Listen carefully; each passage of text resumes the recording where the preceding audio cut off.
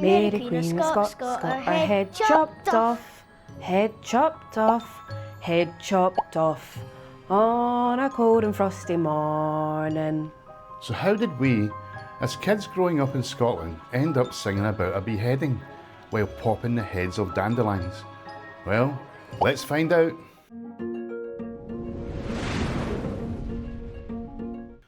A woman was executed on the 8th of February 1587. She was 44 years old. She had been a prisoner for 19 years. And she was killed on the orders of her own cousin. The story that ended on a scaffold in an English castle began here. Linlithgow Palace, West Lothian, December 1542.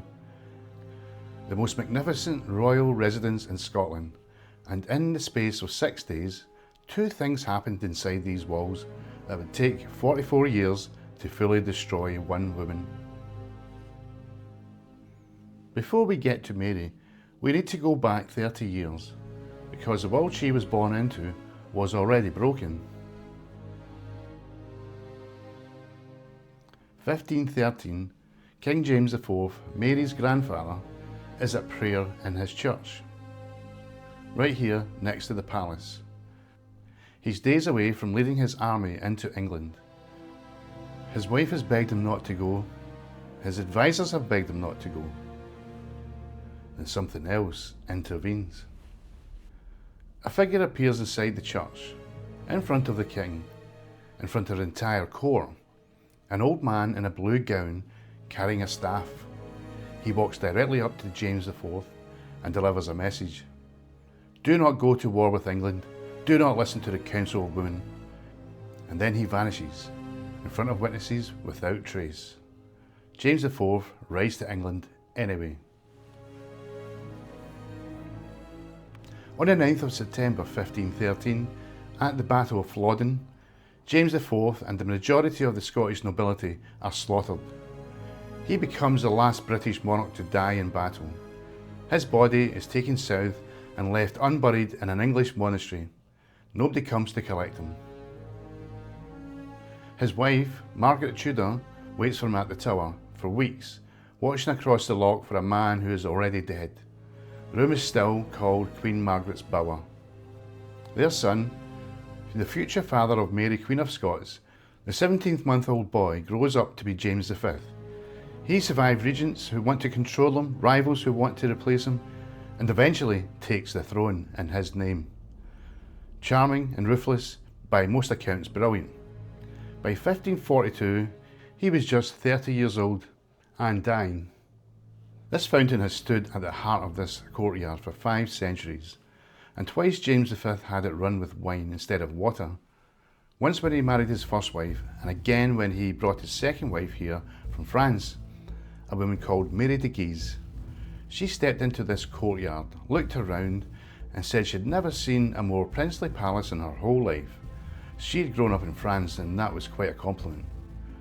But on the 8th of December 1542, that same woman was in the north range of this palace in labour, and her husband, James V, was close to death at Flodden Palace, 40 miles away.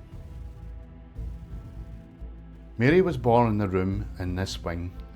An English ambassador named Ralph Sadler came shortly after and wrote to Henry VIII that she was, quote, as goodly a child as I've ever seen. 6 days later, Mary's father, James V, King of Scotland, was dead. She had never met him. She never would.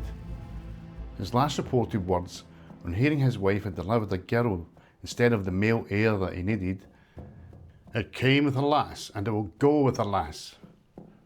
Mary Queen of Scots was 6 days old when she became Queen of Scotland. Henry VIII of England had a plan. Force a marriage between the infant Mary and his son Edward. When Scotland refused, he invaded. The campaign became known as the Rough Wooing. Towns burned, villages destroyed, a country terrorised into accepting a marriage proposal for a child who couldn't yet walk. Mary of Guise, Mary's mother, held this palace through it all, governing Scotland as regent. A widow in a foreign country, surrounded by lords who wanted power for themselves, and an English king who wanted her daughter. In 1548, when Mary was 5, her mother put her on a boat. The 6-year-old Queen of Scotland sailed from Dumbarton and crossed to France. She would not set foot in Scotland again for 13 years. Mary of Guise stayed, kept governing and kept fighting. She died in Edinburgh Castle in 1560, still regent, still fighting. She never saw her daughter again after that harbour. The most violent thing that ever happened here didn't happen inside the palace. It happened on the high street of this town, 200 yards from these gates. By 1570, Mary was a prisoner in England, accused of murdering her husband, forced to abdicate. Her cause kept alive by supporters who refused to accept she was finished. One of those supporters was a man called James Hamilton of Bothwell Hall. Hamilton had fought for Mary at the Battle of Langside, lost his home because of it. His wife had been driven to madness by what was done to her after the battle. He blamed one man, James Stewart, the Earl of Moray, Mary's own half-brother. The man who betrayed her, produced evidence against her, and was now ruling Scotland as regent for her infant son. Hamilton got access to a house on this high street belonging to his uncle, the Archbishop. It overlooked the exact route Moray would take through town. He placed feathers on the floor to deaden his footsteps. He hung a black cloth on the wall to hide his shadow. He obtained a rifled matchlock carbine. He stuffed every entrance with gorse bushes so no one could follow him quickly. At the rear exit, a fast horse, saddled and ready. This was not a crime of passion. Every detail was engineered. On the 23rd of January 1570, Regent Moray rides in procession along the street. Hamilton fires from behind sheets of a washing hanging in the window above. The ball strikes Moray in the abdomen. He dismounts, walks to his lodgings, dies near midnight. Hamilton is on the horse and gone before Moray's men reach the house. It is the first recorded assassination of a head of government by firearm in history. It happened here, on this street, 200 yards from where the gates are. This palace survived all of that. The births, the vigils, the plots, the assassination on its doorstep. Then in January 1746, the Duke of Cumberland's troops marched through on their way to crush the Jacobite rising. They used this palace as a barracks. When they left, they didn't put their fires out. One of the greatest royal palaces in Northern Europe became a shell in a single night. Whether deliberate or negligent, nobody has ever been able to prove which. The roof collapsed, the interiors were gutted, open to the sky. They have been open to the sky ever since.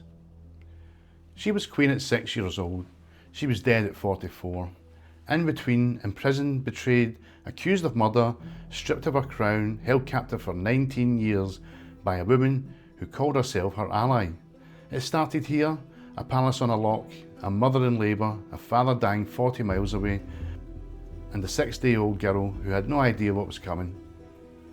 In the next episode, we follow Mary back to Scotland. She's 18, newly widowed, returned to the kingdom she barely remembers. Within 6 years, her private secretary will be dragged from her supper table and stabbed 56 times.